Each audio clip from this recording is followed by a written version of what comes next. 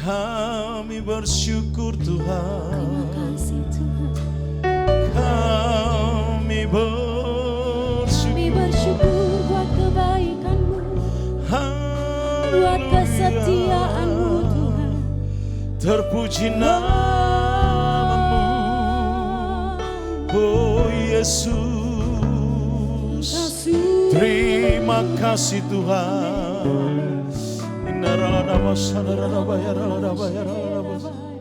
Haleluya Jesus. Terima kasih Tuhan.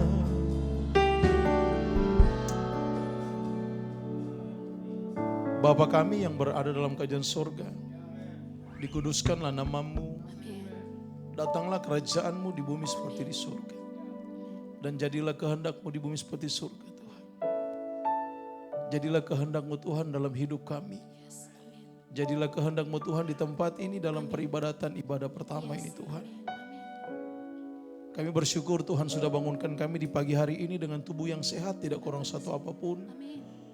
Bahkan kami berterima kasih untuk nafas kehidupan yang kembali Tuhan percayakan kepada kami. Kalau kami bisa menghirup udara segar secara gratis pagi hari ini, itu pertanda kami masih hidup. Dan biarlah hidup ini kami pakai untuk melayani Tuhan. Dimanapun Tuhan tempatkan kami, termasuk di ladang Tuhan di GBI TCC di tempat ini. Satu kerinduan kami hanya mau menyenangkan hati Tuhan.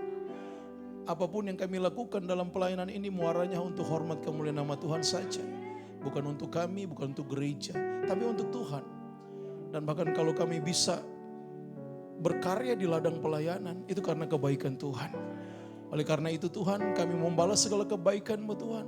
Dengan kami memaksimalkan segala talenta karunia yang Tuhan percayakan pada kami. Termasuk dalam pembacaan perenungan firman Tuhan ini.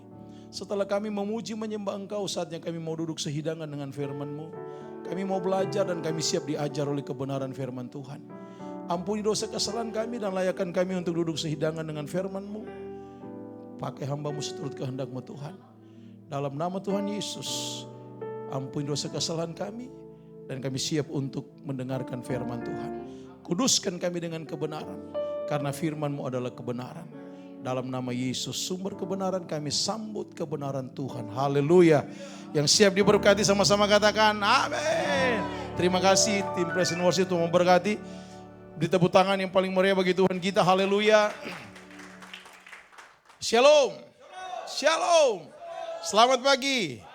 Haleluya. Biasanya kalau di militer, selamat pagi, pagi. Nah, ayo begitu dong, 1, 2, 3. Selamat pagi. Tepuk tangan bagi Tuhan. Haleluya. Dahsyat ini. Saya baru tahu ternyata dokter suaranya bagus ya. Harus rekaman dok, harus. Iya kan, kalau WL-nya mantap. Wah, iya luar biasa ya, dahsyat. Kalau Pak Steven dia memang gayanya mantap tadi saya lihat. Ternyata mantan dancer ya. Luar biasa. Iya. Luar biasa. Pas WL bilang, ayo ya tinggal tunggu-tunggu udah siap. Baik Bapak Ibu berkati Tuhan. Saya bersyukur kembali ada di tempat ini di bulan pertama di tahun yang baru 2025. Dan kemudian tema kita hari ini saksi Kristus. Kita akan membahas secara eksplisitnya di dalam kebenaran firman Tuhan.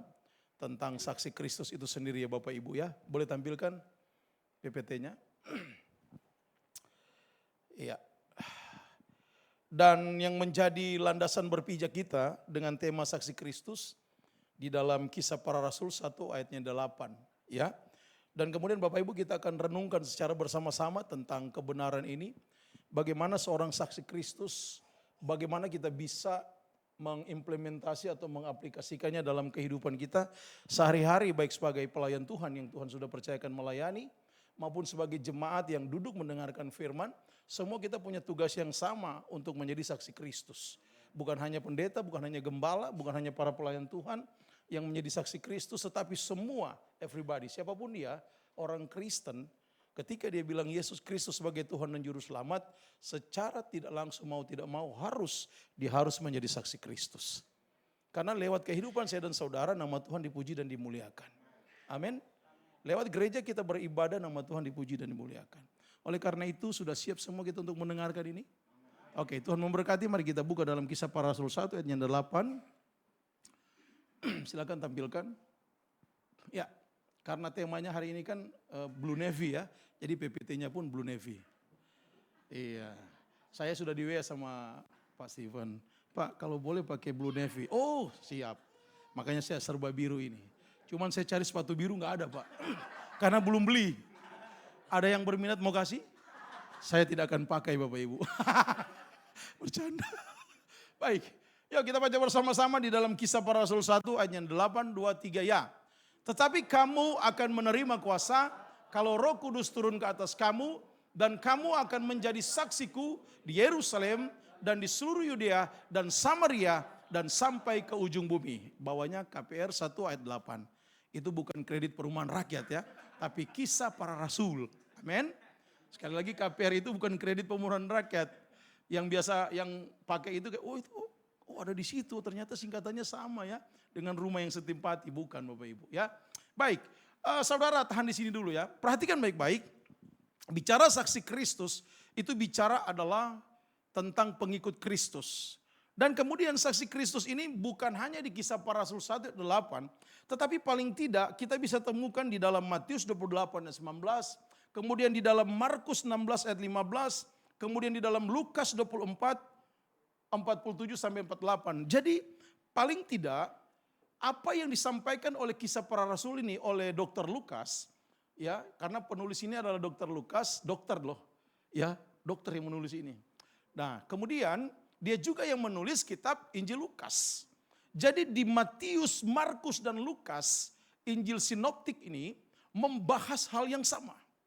Yesus berkatakan pada mereka, pergi beritakan Injil. Matius berkata, pergi beritakan Injil. Markus berkata, pergi beritakan Injil. Bahkan Lukas berkata, pergi beritakan Injil. Kutipan yang sama yang Yesus katakan itu kembali dia ungkapkan ketika dia sudah mau terangkat ke surga. Saat dia mau terangkat ke surga, dia berbicara dengan para muridnya. Dia ngobrol seperti ini. Tetapi yang anehnya, saksi-saksi Kristus tersebut, perhatikan baik-baik, murid-murid tersebut, mereka bicara begini dalam Kisah Para Rasul 1 ayat 1 bilang begini. Di dalam Kisah Para Rasul 1 ini begini, yang mereka meminta kepada Yesus tentang lalu ketika mereka berkumpul, ayat 6, lalu ketika mereka berkumpul, mereka bertanya kepadanya, Tuhan, maukah engkau pada masa ini memulihkan kerajaan bagi Israel? Ayat 7, jawab Yesus kepada mereka, kamu tidak perlu mengetahui masa dan waktu yang ditetapkan Bapa sendiri menurut kuasanya. Kemudian ayat 8, jadi Yesus sudah mau terangkat ke surga, mereka masih fokus kepada pembahasan pemulihan kerajaan. Waduh, serem loh. Karena kenapa? Sudah bersama dengan Yesus pelayanan, Yesus eksis dalam pelayanan 3,5 tahun. Mereka eksis dengan Yesus, akan tetapi saat Yesus sudah mau terangkat ke surga, mereka masih membahas tentang kerajaan dunia. Padahal tugas kita bukan di kerajaan dunia. Tugasnya adalah kerajaan Allah. Maka Yesus jawab, maaf kata, kalau kita belajar secara pedagoginya, secara akademik untuk kita bahas kalimat per kalimat, ini nggak nyambung jawabannya, Dok. Nggak nyambung. Mereka minta, Tuhan, maukah engkau pada masa ini memulihkan kerajaan bagi Israel? Tapi Tuhan menjawab kepada mereka, kamu tidak perlu mengetahui masa dan waktu yang ditetapkan Bapa sendiri menurut kuasanya. Tetapi kamu akan menerima kuasa bila mana Roh Kudus turun ke atas kamu dan kamu akan jadi saksi. Ternyata yang Yesus fokus adalah bukan bangun kembali kerajaan Israel, bukan bangun kerajaan dunia, tetapi dia fokus untuk saya dan saudara untuk menjadi saksi kerajaan Allah. Jadi korelasi aktif atau hubungan aktif percakapan Yesus mau bilang kepada mereka, stop mikirin kerajaan dunia. Stop mikirin kerajaan Israel. Sudah saatnya engkau jadi saksiku. Kalau Roh Kudus turun atasmu, itu maksud Yesus kepada murid-murid. Mereka masih berpikir, aduh ini kerajaan Israel kalau Yesus sudah mau terangkat gimana ini? Enggak ada raja kita, siapa lagi raja kita? Karena mereka sampai hari ini masih merindukan kedatangan raja, bukan Mesias yang mereka rindukan. Itu kenapa mereka masih berada di tembok ratapan itu. Karena mereka sedang juga menantikan Mesias. Padahal Mesias sudah datang 2000 tahun yang lalu. Di Betlehem yang sederhana. Di Betlehem yang kecil. Di kandang yang hina. Tapi mereka tidak menyambutnya, mereka tidak ke sana. Saya khotbah keliling dengan tema, marilah kita sekarang pergi ke Betlehem.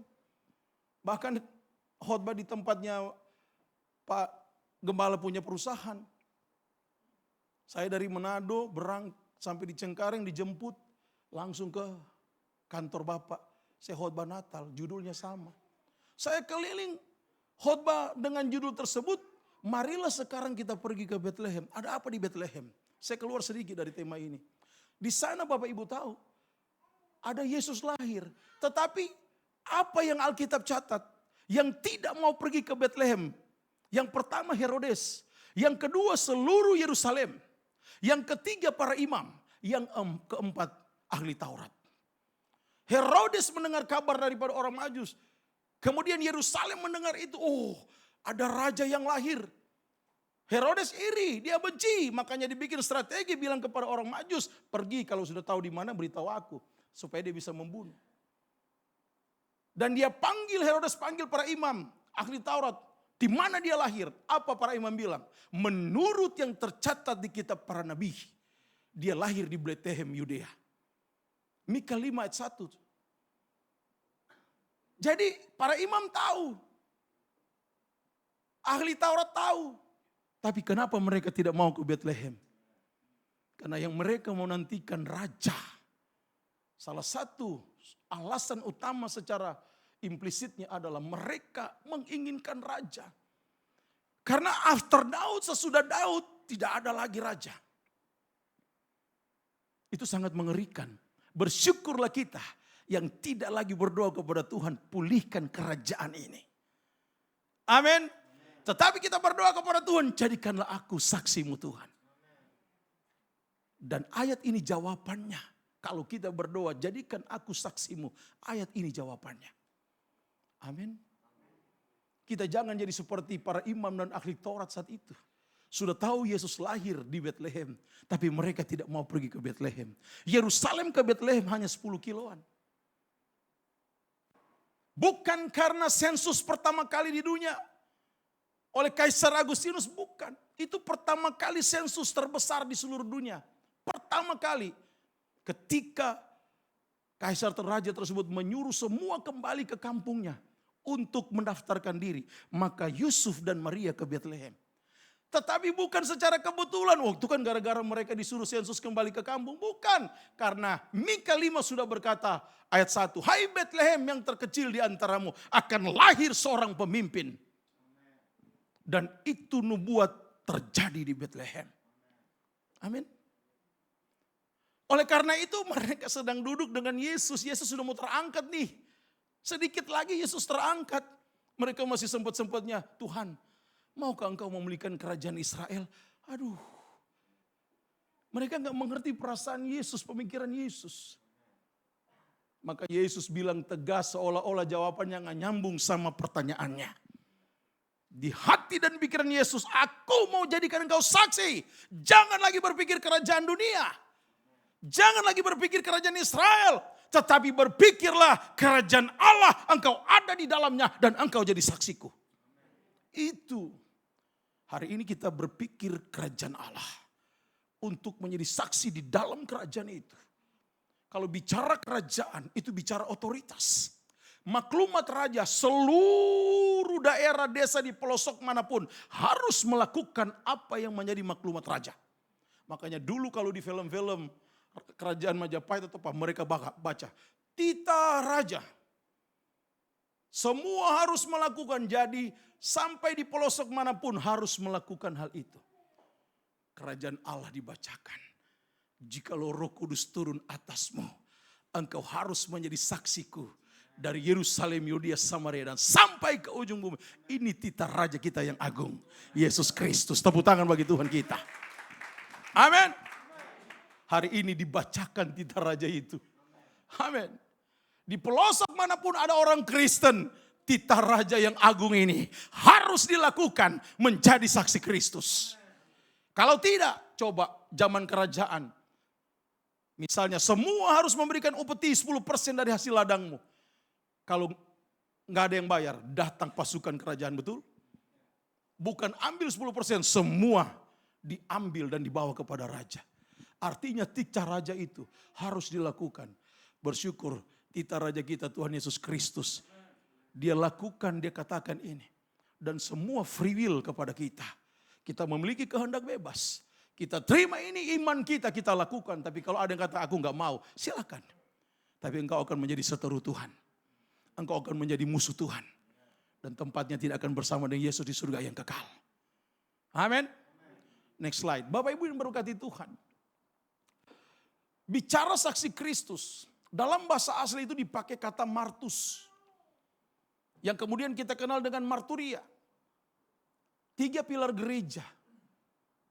Diakonia, marturia, dan koinonia. Gereja GBI TCC melakukan itu. Diakonia, pelayanan, diakonos, pelayan Tuhan. Kunjungan orang sakit, berdoa, saling mendoakan, itu diakonos. Koinonia, hari ini kita melakukan persekutuan dalam ibadah. Marturia, itulah saksi Kristus. Amin. WL tadi itu menjadi marturis. Singers, pemain musik, jadi semua. Dan kita semua. Tetapi menjadi saksi Kristus bukan soal kepintaran.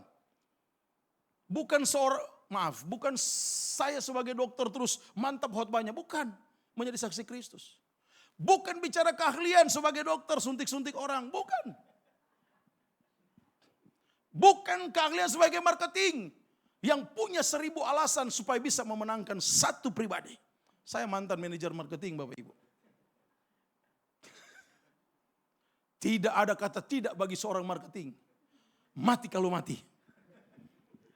Karena di pikiran dia bukan kerajaan Allah. Bonus dan lain sebagainya. Apalagi sudah mendekati tutup buku. Selesai itu. Sampai di ujung manapun dikejar itu. Apalagi marketing kartu kredit. Dikejar kita. Manis luar biasa ucapan, tenang Bu, pokoknya kali Bu pakai. Ibu dapat koper, ibu dapat boneka, pokoknya mantap. Selesai dia lupakan kita. Kita berurusan dengan debt collector. Tapi dengar baik, bukan bicara keahlian, bukan bicara banyaknya ayat yang kau hafal. Kekristenan, maaf saya harus katakan jujur, tidak menyuruh kita untuk banyak hafal ayat Alkitab. Tetapi kekristenan berdasarkan Alkitab menyuruh kita untuk apa? Baca, dengar, lakukan. Banyak melakukan firman, bukan banyak hafal ayat. Kalau mau banyak hafal ayat, kembali ke TK. Kembali ke SD, kembali ke SMP. Karena tiap kali ada pertemuan ibadah sekolah harus ada ayat hafalan. Dan ini bukan sekolah Bapak Ibu. Bayangkan kalau gembala terapkan setiap hari Minggu satu orang satu ayat. Sebelum masuk paspornya apa? Pergilah ke 10 bangsa. Itu satu. Masuk lagi. Aduh apa ya? Aduh ya. Apalagi kalau dia sudah buru-buru dari rumah. Bangun udah kesiangan. Ngebut satu persatu ayat keluar dari otak. Ngebut keluar A, keluar B, keluar semua. Sampai gereja tinggal dan. Ketika gembala tanya apa? Dan apa ya? Dan apa ya? Dan apa ya? Bersyukur kita tidak dikasih ayat hafalan setiap kali datang gereja. Kalau dikasih ayat hafalan, gara-gara ayat hafalan itu dia tidak masuk gereja. Yakin saya. Karena apa? Lebih baik tidak masuk gereja tapi daripada malu di depan orang banyak.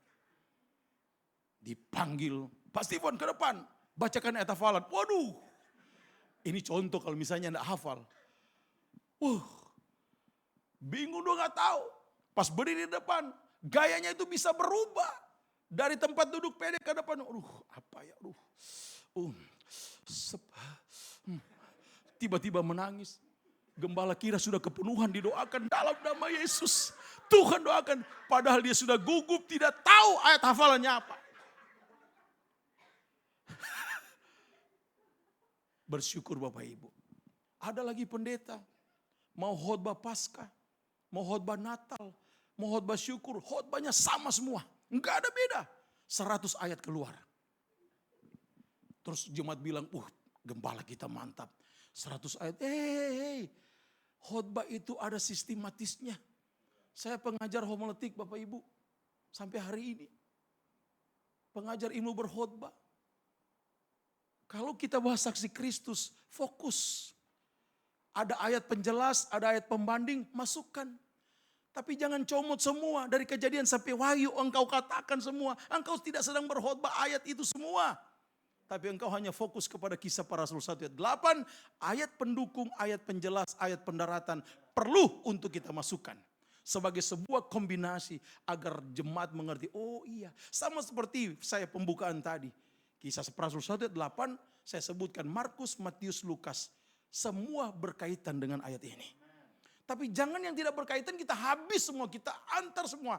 Akhirnya kita sudah kemana-mana, kita tinggalkan ayat utama ini. Bagi para pengkhotbah perhatikan ini. Bukan berapa banyak ayat yang kau hafal. Tiba-tiba Yeremia, Amos. Jadi jemaat pas pulang benjol kanan, benjol kiri. Kepentok, puk-puk. Pas ditanya apa yang didapat? Tadi Yeremia, tadi Amos, apa ya? Bingung jemaat. Paham? Nah kemudian bukan juga hanya modal fasilida.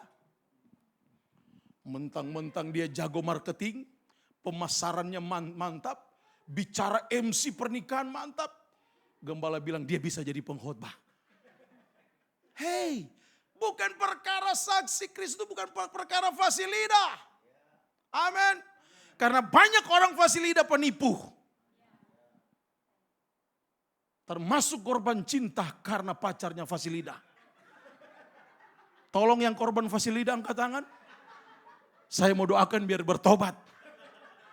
Baik yang tertipu dan yang menipu sama-sama bertobat. Dok, bagaimana itu dok? Banyak kan yang tertipu dok? Sungguh mati. Hanya engkau wanita yang cantik di dunia ini. Aku rela berbuat apa saja demi engkau. 7 gunung kan ku daki. Lautan kan ku seberangi. Walaupun tidak tahu berenang. Kalau ada yang ngomong begitu sama kamu wanita-wanita yang masih jomblo. Langsung uji, ayo kita ke kolam renang. Apakah benar dia mau mengarungi 7 samudra? Akan kuarungi. Coba dia di kolam renang dulu. Kalau dia gaya batu, nggak timbul-timbul, putuskan segera. Putar balik DP mulu itu. Tahu putar balik? Bohong saja. Amin. Katakan laki-laki itu bukan saya. Yang perempuan katakan itu bukan saya. Saya bukan korban tipuan. Tapi saya korban cinta sejati. Tepuk tangan bagi Tuhan kita. Saudara, tapi apa yang menjadi fondasi saksi Kristus? Saksi Kristus harus hidup benar di dalam Tuhan, katakan amin. Ini syarat utama. Syarat utamanya adalah 1 Yohanes 1 ayat 9. Jika engkau mengaku dosamu, maka ia setia dan adil mengampuni dosamu dan menyucikan engkau dari segala kejahatanmu. Ini fondasi awal. Untuk menjadi saksi Kristus yang sungguh-sungguh Tuhan mau pakai. Fondasi awal 1 Yohanes 1 ayat 9. Kalau belum melalui 1 Yohanes 1 ayat 9, jangan. Banyak LGBT jadi WL, jadi singers. Gereja masih meluaskan itu. Dalam nama Yesus putuskan semua itu. Engkau yang WL di sini, engkau yang singers, pemain musik, harus hidup kudus di dalam Tuhan. Harus hidup dalam pertobatan. Jangan impartasimu salah kepada orang lain. Kalau engkau masih melayani, Pak Pendeta, tapi buktinya jemaat banyak. Iya benar, Tuhan masih izinkan engkau ada karena kebaikan Tuhan. Jangan sampai Tuhan tutup kebaikan itu kepadamu. Engkau lagi haleluya. Mati. Karena Tuhan jijik melihatnya. Banyak yang terjadi seperti ini Bapak Ibu. Dan saya lihat Bapak Ibu. Wow, mengerikan. Tetapi kalau kita mau jadi saksi Kristus, kita harus memiliki yang namanya persekutuan yang intim dengan Tuhan. Intimate worship with God. Ada keintiman dalam penyembahan dengan Bapa. Amin. Bagaimana bisa engkau seorang pelayan Tuhan tidak rajin berdoa? Bagaimana engkau seorang pelayan Tuhan tidak ada keintiman dengan Bapa engkau bangun? Tidak ada quality time, the best time with Jesus Christ. Tidak ada waktu yang terbaik dengan Tuhan. Waktu yang terbaik engkau habiskan scroll-scroll HP, scroll-scroll TikTok dan lain sebagainya. Waktu yang terbaik ada di kaki Tuhan. 24 jam Tuhan berikan waktu kepada saya dan saudara. Kalau kita terima gaji, salary kita, seluruh pengeluaran sudah tercukupi, sisanya kita pasti tabung, betul? Tetapi waktu 24 jam yang Tuhan berikan kepada kita, sisanya kita tidak bisa tabung. Suka tidak suka, mau tidak mau, harus dihabiskan waktu itu. Amin. 8 jam kita bekerja, 8 jam kita tidur, 16 jam sudah dipakai. Berarti tinggal 8 jam kita pakai. 8 begini. Tadi begini tadi. 8 jam kita pakai. Nah 8 jam itu kita mau apakan? Kita mau tabung? Nggak bisa. Harus kita habiskan. Make sure in yourself. 8 jam itu. Habiskan waktu itu dengan Tuhan saja. Katakan amin. Habiskan waktu itu dengan Tuhan. Itulah yang disebut dengan keintiman dengan Bapa. Memiliki persekutuan dengan Bapa. Bagaimana seorang pelayan Tuhan tidak ada waktu berdoa, bahkan waktu berdoa dia bisa mengalahkan F1. Lebih cepat dia berdoa daripada mobil F1. Tahu nggak doa dia apa? Tuhan, Engkau tahu yang ku mau. Amin. Tahe.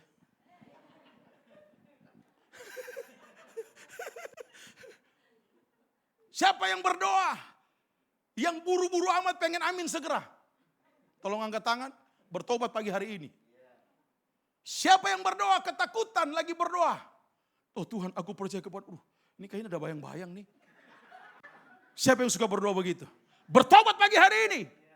Masa engkau berdoa terus engkau ketakutan? Kok Pak Pendeta tahu? Dulu saya pernah begitu. Pas berdoa, Tuhan aku percaya kepadamu Tuhan. Kok merinding ya? Dalam nama Yesus. Tuhan. Akhirnya apa? Amin. Karena sudah ketakutan di dalam doa. Apalagi doa semalaman. Itu keseringan. Kalau udah orang mulai berdoa begini, matanya mulai dia dalam ketakutan itu. Jadi tolong perhatikan, sorot dengan kamera. Apa enggak? Tuhan kami percaya kepadamu Tuhan. Engkau Tuhan yang diberkati, haleluya. Dia sedang melihat ini, kok saya merinding, ada apa ini? Berdoaku ketakutan.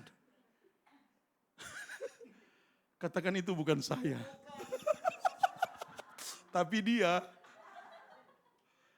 Siapa yang pernah alami itu? Jujur aja sih. Gak usah bohong-bohong. Pendeta sudah ngaku dulu begitu. Saya dan istri pernah menyembah jam 3 subuh. Kami selesai jam 9 pagi Bapak Ibu. Di kamar berdua. Enak banget menyembah. Petikan gitar yang sederhana. Lagu kemurahan. Itu bisa sampai 1-2 jam kami berdua nyanyikan. Kemurahanmu lebih dari hidup. Ulang-ulang. Sadar-sadar kami sudah pagi Bapak Ibu. Bukan berarti kami menyembah tidak sadar. Saya tarik kata sadar-sadar. Pas kami sadar, nah itu aja. Sudah pagi. Setiap subuh saya bangun. Tadi pagi sebelum datang ke sini 2 kali saya berdoa. Bangun dulu subuh. Sebelum pesan Grab, saya berdoa. Karena mobil saya udah jual Bapak Ibu. Ada kebutuhan. Harus mengurus orang tua. Saya di kampung kemarin itu. Orang tua itu kembali kena stroke. Dia udah 4 tahun dia stroke. Akhirnya saya harus mengurus. Dan saya temukan chemistry saya dengan papa saya. Ternyata saya sudah 30 tahun di perantauan Bapak Ibu. Selama ini cuma kirim-kirim uang. Tapi ketika saya ada di sana Tuhan perjumpakan, saya urus. Senin, Rebo, Kemis harus terapi. Naikin ke mobil, turunin. Dan akhirnya papa bilang, pendeta aja Kalau bahasa Manado, pendeta Jo yang antar. Pendeta aja yang antar. Dan saya temukan. Nah saudara, persekutuan saja kita dengan orang tua begitu indah. Apalagi dengan Tuhan Yesus. Amin. Dan kemudian Bapak Ibu, saksi Kristus harus memiliki karakter seperti Kristus. Agar dapat menjadi saksi yang sesuai kehendak Yesus. Nah bagaimana ceritanya engkau mau jadi saksi Kristus tapi tidak mau pakai karakter Kristus. Labelnya kita itu dunia, bukan label kerajaan Allah. Terus yang kita mau lakukan apa? Kehendak dunia. Tapi kalau kita pakai karakter Kristus, maka kita akan menjadi saksi Kristus versinya Alkitab. Tahu karakter Kristus itu apa? Tolong satu orang baca dong, bisa baca di Galatia 5 ayat 22. Maaf ya dok, suruh-suruh ya. Iya. Habis ini ke Bipang ya dok? Oh enggak ya. Saya kalau lihat dokter itu, saya suruh dokter. Ya, harus dengar ya, saya suruh dokter. Nah, bercanda. Silakan dok. Bukan. Galatia 5 ayat 22 dok. Tetapi buah roh ialah kasih, sukacita, damai sejahtera, kesabaran, kemurahan, kebaikan, kesetiaan, kelemah lembutan, penguasaan diri. Kalimat terakhir, tidak ada. Terima kasih dok. 9 karakter itu, 1 buah, 9 cita rasa. Buah Roh Kudus, 9 implementasi dalam kehidupan kita. Sudah? Oke, dia lagi foto. Jadi saya begini. Daripada saya begini jadi ghost tangannya. Saya sadar kamera Bapak Ibu. Makanya dari tadi kesini terus ya. 9 itu Bapak Ibu. Nah sekarang di dalam kelas teologi. Saya pernah membahas itu di kelas pasca sarjana. Kenapa kasih yang pertama. Dan kemudian yang terakhir penguasaan diri. Nah secara alegoris, second meaningnya yang terkandung di dalamnya. Perhatikan baik-baik. Kalau kita memiliki kasih dan memiliki penguasaan diri. Maka poin kedua, poin ketiga, poin keempat, poin kelima, poin keenam, poin ketujuh, poin kedelapan. Itu pasti ada pada diri kita. Saya yakin itu. Tapi kalau salah satu hilang, entah itu kasih atau penguasaan diri. Maka hilang semuanya itu. Amin. Hilang semuanya itu. Karena kalau orang memiliki kasih dan penguasaan diri, di dalam dirinya ada sukacita. Di dalam dirinya ada damai sejahtera. Di dalam dirinya ada kemurahan. Di dalam dirinya ada kelemah lembutan. Ada kesabaran. Semua itu ada padanya. Tapi kalau salah satunya hilang, misalnya penguasaan diri hilang, hilang sukacita, hilang damai sejahtera.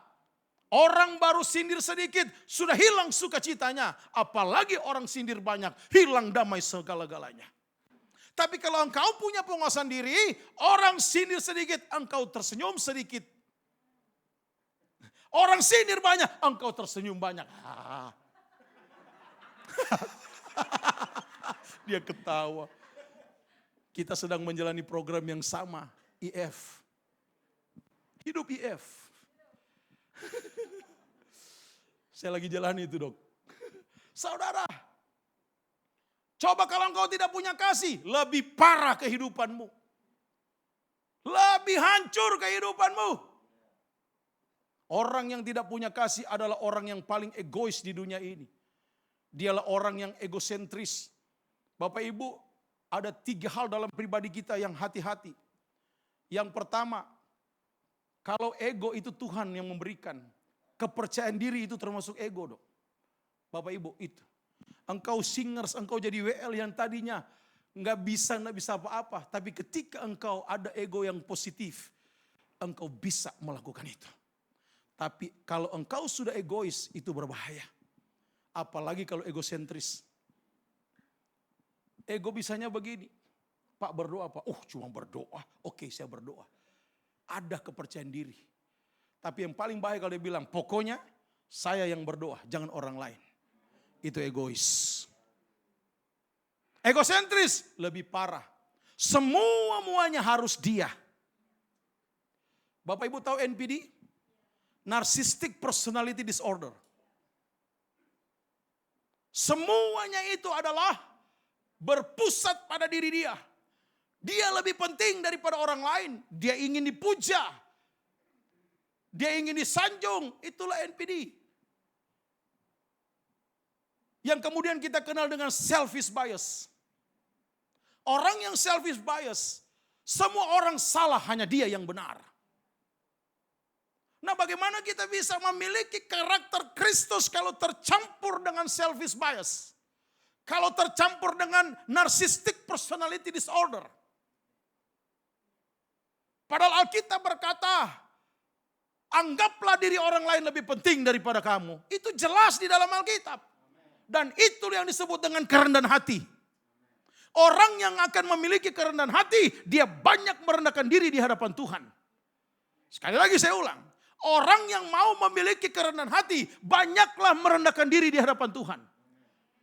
Bukan merendahkan diri di hadapan orang lain, tapi di hadapan Tuhan. Kita bukan minder. Tetapi kata merendahkan diri itu hanya dipakai untuk kita merendahkan diri di hadapan Tuhan. Kalau dengan orang lain, kerendahan hati. Katakan amin. Karena banyak orang sering merendah di hadapan orang lain, hatinya busuk dan menusuk dari belakang. Amin. Dan itu tidak boleh terjadi. Karakter yang pertama. Saya lupa jamnya, ternyata di sini ada jam ya. Next slide. Apa dan bagaimana karakter kita bisa menjadi saksi Kristus? Yang pertama Bapak Ibu. Yuk baca 1, 2, 3. Menjadi garam dan terang dunia. Kamu adalah garam dunia. Jika garam itu menjadi tawar, dengan apakah ia diasinkan? Tidak ada lagi gunanya selain dibuang dan diinjak orang. Kamu adalah terang dunia. Kota yang terletak di atas gunung tidak mungkin tersembunyi. Lagi pula orang tidak menyalakan pelita lalu meletakkannya di bawah gantang, melainkan di atas kaki dian sehingga menerangi semua orang di dalam rumah itu. Next slide, buka. Bapak Ibu, sifat garam menggarami. Sifat terang menerangi. Tidak ada garam digarami. Tidak ada terang diterangi. Laut tidak bisa diasinkan karena dia sudah asin. Lampu yang menerangi tidak bisa diterangi karena memang dia terang. Oleh sebab itu Bapak Ibu, analogi praktis ini yang dikatakan di Alkitab, ini merupakan karakteristik kekristenan yang sesungguhnya. Garam dan terang secara konteks Alkitab, berdasarkan Alkitab, itu menggambarkan betapa berpengaruhnya saya dan saudara bagi dunia ini. Dunia tidak bisa mempengaruhi kita, tapi kita yang bisa mempengaruhi dunia ini. Itulah sifat garam dan terang dunia. Bahkan kata terang dunia ini, kalau kita bandingkan dalam Matius 5:16, hendaklah terangmu bercahaya. Dalam bahasa Yunaninya pos lampo. Terang itu pos. Lampu itu bercahaya. Bukan kebetulan namanya lampu itu bercahaya. Itu dari bahasa Yunani, bahasa aslinya. Yang artinya adalah, kalau engkau sudah menyala terangmu, make sure kita pastikan diri kita jangan sampai padam.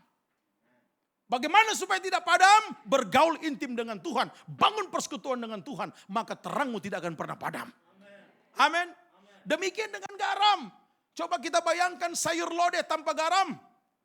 Terserah lodeh. Coba bayangkan sayur lodeh tanpa garam. Terserah lodeh. Hambarnya sungguh luar biasa. Tapi bayangkan sayur lodeh pakai garam. Gurih, manyos, gurih-gurih onyoy. Berkontekskan karakter yang baik dan benar. Itulah identitas, my identity. Right and true. Kita melakukan kebenaran sebagai anak Tuhan. Agar kita bisa bersaksi. Fungsinya apa? Mempengaruhi dunia dengan kebenaran firman Tuhan. Katakan amin. Secara umum ada yang tidak mau mendengarkan saksi Kristus. Ada saksi Kristus bersaksi, mereka tidak mau dengar. Bukan karena Injil tidak berkualitas. Bukan karena kualitas Injilnya. Tetapi kualitas karakter saksi Kristus tidak mencerminkan apa yang dia katakan. Tidak sesuai dengan firman. Jadi bukan karena rendah kualitas Injil. Bukan karena Injil tidak berkualitas, tetapi saksi Kristusnya tidak berkualitas. Kalau engkau ingin menjadi saksi Kristus, pastikan dirimu berkualitas. Like the same. Sama dengan yang dikehendaki firman Tuhan. Amin. Kalau karakter itu engkau punya, maka engkau layak disebut saksi Kristus dan siap dipakai Tuhan. Setiap orang ada masanya. Setiap masa ada orangnya. Pastikan diri saya dan saudara, masa inilah, kitalah orangnya yang Tuhan pakai. Katakan sekarang ini, masaku yang Tuhan pakai. Kamu juga bilang. Tepuk tangan bagi Tuhan kita. Yang kedua, cepat saya. Baca 1, 2, 3. Melakukan perbuatan baik. Pak Pendeta, tangan kanan berikan, tangan kiri nggak boleh tahu. Betul. Tapi firman Tuhan katakan, demikianlah hendaknya terangmu bercahaya di depan orang supaya mereka melihat perbuatanmu yang baik dan memuliakan Bapamu yang di sorga. Alkitab suruh berbuat baik supaya mereka melihat. Apa arti perspektif ini? Artinya adalah kalau engkau berbuat baik, tulus dari niat yang tulus, bukan ingin dipuji, bukan ingin dilihat, sumbangan di gerejamu dan engkau bilang tolong ya nama saya nomor 1, tampilkan di LCD. Kalau tidak ditampilkan saya tidak menyumbang lagi. Dan saya akan bilang terima kasih, Tuhan tidak butuh uangmu, tidak usah menyumbang. Tapi kalau ada orang datang, Pak, ini untuk gereja, untuk Tuhan. Saya mau taruh LCD, jangan Pak. Saya sudah berdoa untuk Tuhan Pak. The best. Amin. Amin. Jangan bawa perpuluhan.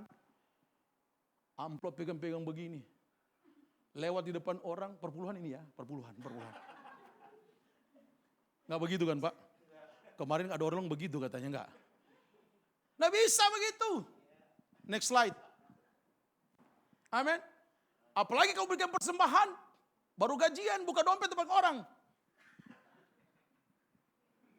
Mana kolektan? Merah digoyang-goyang. Kolektan mana? Coba kalau Pati Murah gambarnya.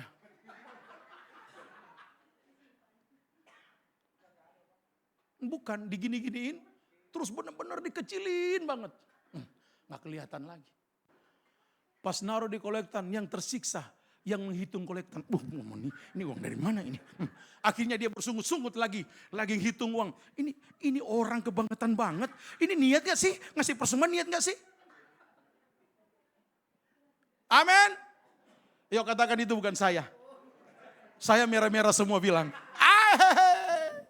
Saudara, janganlah terlalu banyak berteori. Jangan terlalu banyak berbicara too much. Apalagi wasting time. Tapi tidak ada tindakan nyata, tidak melakukan kebaikan yang nyata, namanya no action.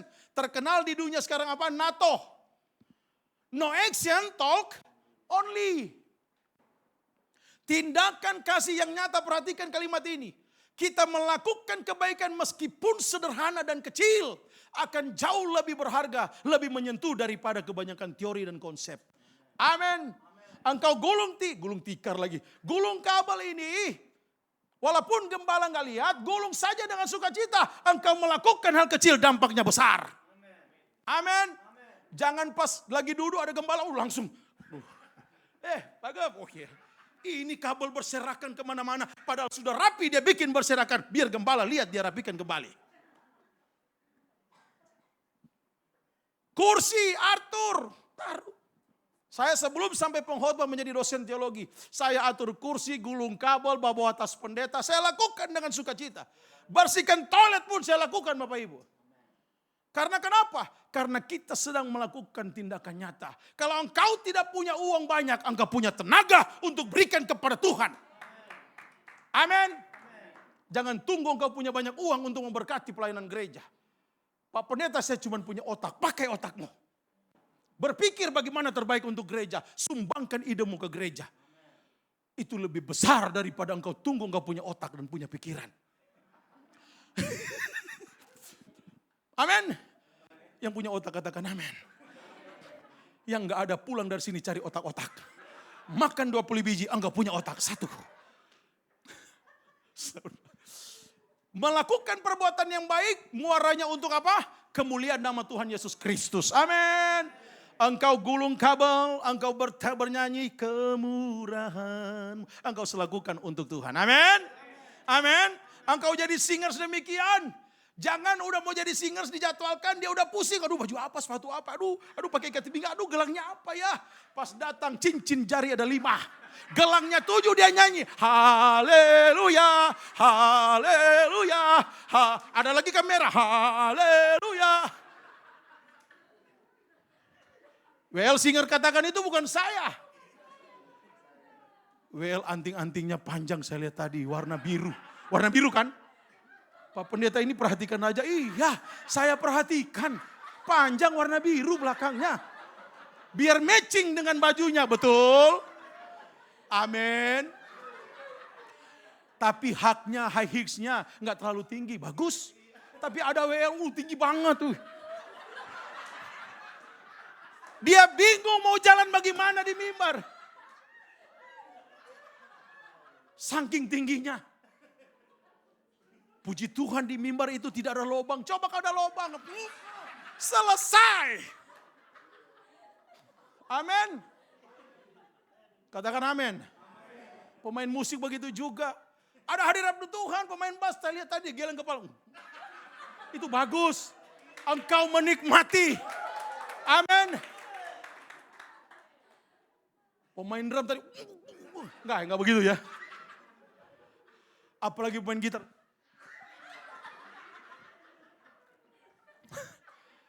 Boleh gak begitu? Boleh-boleh saja. Asal terjadi distorsi hanya di gitarmu. Jangan hidupmu terjadi distorsi. Amin. Pemain keyboard juga begitu. Mengapa syutingan di jarinya? Wajahnya yang disuting, jangan jarinya. Biar kelihatan dia main indah. Hey. Keindahan itu milik Tuhan, bukan milikmu. Amin. Kita berbuat baik kepada orang. Kita kasih dengan tulus, kata Alkitab. Mereka melihat perbuatanmu yang baik, memuliakan Bapa di surga. Mereka di sini bukan hanya orang Kristen, tapi seluruh manusia. Kenapa mereka lihat dan mereka bilang begini, terima kasih ya, terima kasih engkau sudah membantu, Tuhan memberkati. Ketika mereka ucapkan itu, mereka sedang memuliakan Bapa di surga yang bertakhta dalam kehidupan kita. Amin. Itu. Tapi jangan pulang rumah, pendeta bilang berbuat baik biar orang lihat. Langsung, sini. Belum ada orang ya, aduh gimana. Nggak jadi sebentar. Dia tunggu orang datang dulu. Sini. Ini udah banyak orang nih. Ini Tuhan memberkati ya, perhatikan ya. Ini 200.000 engkau beli, ini. Disaksikan ya, Tuhan memberkati. Nggak ada yang akan puji engkau. Tuhan pun jijik ngelihatnya. Tapi kalau engkau beri dengan tulus, di tempat yang tersembunyi pun, orang yang menerima itu akan memuji engkau. Dia memuliakan Bapa di surga. Yang terakhir. Jangan dihukum dengan waktu. Capek juga. Puji Tuhan saya sudah IF. Intermediate fasting. Iya. Tadinya kalau begini gak pede. Gede banget sekarang udah pede. Haleluya. Kalau saya begini 2 gunung kehalang oleh perut saya. Oke, next slide. Sudah. Ayo baca bersama-sama yang terakhir. Bu, minta maaf Bu ya. Kita sama-sama penganut gode. 1, 2, 3 kita baca. 1, 2, 3. Selalu siap jadi saksi Kristus dimanapun Tuhan percayakan. Bapak Ibu, ibadah kedua saya khotbah dengan judul The First Love. Kasih Allah. Wah itu indah sekali Bapak Ibu. Hadir lagi Bapak Ibu ya. Jangan pulang dulu Bapak Ibu, ada bakmi di sebelah Bu. Tenang. Kisah para Rasul 8 bilang begini. Tetapi kamu akan menerima kuasa kalau Roh Kudus turun ke atas kamu. Dan kamu akan menjadi saksiku di Yerusalem dan di seluruh Yudea dan Samaria dan sampai ke ujung bumi. Next slide, perhatikan baik-baik. Saya mau katakan dengan jujur. Kami sebagai dosen, saya mengajar tafsiran juga Bapak Ibu. Ada yang namanya alegoris. Alegoris ini dibenci oleh Martin Luther. Alegoris ini dibenci oleh Johannes Calvin. Saat reformasi 31 Oktober 1517. Sebelum reformasi, semua di seluruh dunia memakai alegoris. Untuk menderatkan pengertian kedua, second meaning. Atau yang terkandung di dalamnya. Tapi mereka memakai harus literal literasi. Jangan keluar dari itu, biarkan Alkitab menafsirkan dirinya sendiri. Saya sepakat dengan hal itu. Tapi tolong artikan jadi saksi dari Yerusalem. Berarti kita harus ke Yerusalem. Setiap hari kita harus sediakan uang puluhan juta harus ke Yerusalem. Alegoris kita pakai. Yerusalem itulah keluarga. Amin. Itulah orang-orang terdekat. Itulah orang-orang yang benar sahabat kita. Yudea yang ada di tetangga. Samaria jauh banget yang belum mengenal. Ujung dunia apalagi. Amin. Itu maksudnya kita pakai itu. Saya baca buku Calvin, saya baca buku Reform, saya baca Bapak Ibu semuanya. Karena menyelesaikan disertasi saya. Sampai saya rontok rambut-rambut ini. Tiap mandi, rek keluar. Tapi puji Tuhan belum botak Pak. Hanya belajar perbandingan-perbandingan itu. Tetapi tidak bisa dibantah ketika kita bicara kisah para rasul 1. Memang tidak semua dialegoriskan. Ada beberapa ayat saja untuk kita bisa pakai ini. Konteks Alkitab, saksi Kristus harus dimulai dari wilayah terdekat. Itulah Yerusalem. Menjadi prinsip dalam pemberitaan Injil dimulai apa? Menjangkau orang-orang yang ada di sekitar kita. Kemudian kita beranjak ke wilayah-wilayah yang lebih luas lagi. Katakan amin. Banyak orang Kristen penginjil, perhatikan baik-baik. Bersaksi di mimbar ini. Aku memenangkan jiwa di Papua, aku memenangkan jiwa di Kalimantan, di Sumatera, di Jawa, di NTT, di Flores. Aku menangkan di luar. Pulang ke rumah berantem sama mertua. Pulang ke rumah berantem sama kakak dan adik. Pulang ke rumah berantem sama saudara. Dan dia berkata, kalian semua mau menghancurkan pelayanan saya. Kalian batu sandungan bagi saya. Salah. Kamulah batu sandungan bagi keluargamu. Amin. Premier League, Liga Inggris. Mau tidak mau di kandang harus menang. Apalagi Chelsea harus menang. I am the best fans Chelsea. Maka anak saya kedua namanya Chelsea. Harus menang di kandang. Di tandang boleh kalah, tapi kandang tidak boleh kalah. Amin. Tapi banyak orang Kristen jago tandang. Di luar menangkan jiwa-jiwa, di baptis bersaksi saya menangkan 5 baptis. Tapi di rumah dia kalah terus, tidak pernah memenangkan jiwa-jiwa di dalam rumah. Kenapa? Karena dia tidak berpikir jiwa yang ada dalam rumah dia sama dengan jiwa yang ada di luar sana. Kita harus rubah mindset kita. Jiwa yang ada di luar sana sama dengan jiwa yang ada dalam rumah kita. Sama-sama jiwa untuk kita bawa kepada Tuhan. Itulah saksi Kristus Bapak Ibu. Amin. Hal konkret yang harus saksi Kristus konkretkan adalah dimanapun Tuhan percayakan, Tuhan tempatkan saya dan saudara. Identitas kita sebagai saksi Kristus itu tidak akan pernah hilang. Saksi Kristus selalu melekat pada diri pribadi kita. Jangan ketika engkau berkhotbah, yang membantah khotbahmu adalah anakmu. Yang membantah khotbahmu adalah adikmu. Ketika engkau bilang, mari kita saling mengasihi, di pojok bilang bohong. Pas dia lihat, aduh adik saya. Dan memang benar, dia tidak menerapkan kasih itu. Mari kita harus menjangkau jiwa-jiwa, bohong. Kebohongan terjadi dalam kehidupanmu. Katakan saya tidak bohong. Tapi kadang-kadang Bapak Ibu, yang terakhir ini siap jadi saksi Kristus yaitu Martus Marturia. Amin. Slide terakhir buka. Ini benar-benar terakhir. Saudara, apa gunanya engkau, jago di luaran sana, tapi engkau tidak pernah memenangkan satu pun di dalam rumahmu. Padahal Alkitab mencatat 1 orang bertobat, maka seisi rumah bertobat. Kenapa seisi rumahmu belum bertobat? Karena engkau tidak pernah menjadi garam dan terang dunia di dalam rumahmu. Engkau tidak pernah melakukan perbuatan baik di dalam rumahmu. Dan engkau tidak menampilkan karakter Kristus yang sesungguhnya di dalam rumahmu. So, pastikan diri kita. Untuk memenangkan orang-orang yang ada dalam rumah kita. Kita punya karakter Kristus. Kita melakukan perbuatan baik di dalam rumah. Dan terus jadi saksi di dalam rumah. Kalau adikmu masih pemabuk, kakakmu masih suka main perempuan, seks bebas, ngedrugs, obat-obat terlalang, kita doakan terus. Kita jangan paksa dia, kalau engkau tidak boleh mati, neraka, jangan. Doakan karena kasih itu tulus apa adanya, bukan bulus ada apanya. Doakan terus, ada kuriosnya Tuhan. Ada waktunya Tuhan, kairosnya Tuhan berlaku pada dia. Saya didoakan begitu lama, sehingga saya bertobat. Adik saya nomor 2. Sama kita kelakuannya. Tapi saya doakan dia. Saya doakan terus. Apa yang terjadi? Tuhan rubah dia.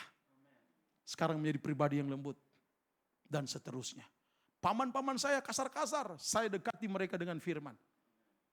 Mereka mulai berubah karakter satu demi satu.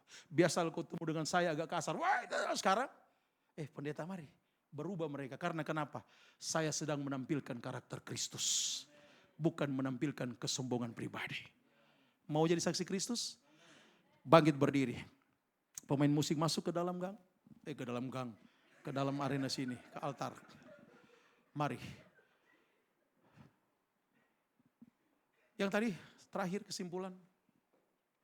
Yuk kita baca bersama-sama 2-3 ya. Jadilah saksi Kristus yang menjadi garam dan terang dunia. Melakukan perbuatan baik. Dan selalu siap jadi saksi Kristus. Dimanapun Tuhan percayakan. Tetaplah bersaksi tentang kasih. Tuhan Yesus Kristus dimanapun kita pergi dan berada. Amin. Tuhan memberkati, tepuk tangan bagi Tuhan kita.